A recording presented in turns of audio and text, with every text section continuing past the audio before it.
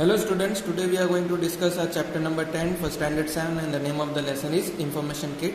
So here the information is given about the two most important points. The one is NAM, it means non-alignment movement, and the other one is SARC, as you can see here, which we will discuss after the NAM. So here is some information about NAM and SARC which might be used to you. So let us start and try to understand NAM, non-alignment movement. The concept of non-alignment movement was put together by India, Indonesia, Egypt and Yugoslavia during the Bandung Conference in 1955. This conference was attended by 29 Afro-Asian countries. The emphasis on the unity of the Asian and African people in their struggle for national independence, lasting peace and international cooperation. Against this background, the non-alignment movement NAM was launched on 1st September 1961 by 25 nations at the first summit in Belgrade. The second summit was held in Cairo in 1964, in which 47 countries participated. Today, NAM has more than 100 member nations. तो मैं आपको इसका मतलब समझाता हूँ.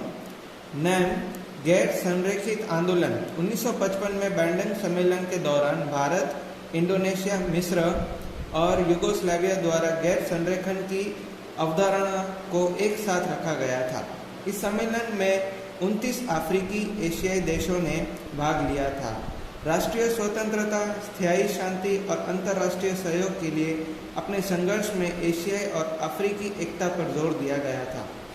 इस पृष्ठभूमि के खिलाफ गैर गठबंधन आंदोलन NAM को 1 सितंबर 1961 में बेलग्रेड में पहले शिखर सम्मेलन में 25 देशों में लॉन्च किया गया था.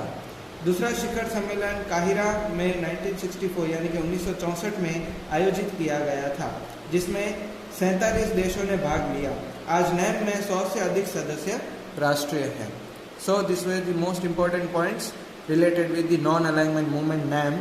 Now we have the next point, SARC, which is right here, South Asian Association for Regional Cooperation. So let us try to discuss. SARC formally came into existence when its first summit took place at Dhaka in Bangladesh on 7th December 1985. The meeting was attended by the heads of the state of Bangladesh, Bhutan, India, Maldives, Nepal, Pakistan and Sri Lanka.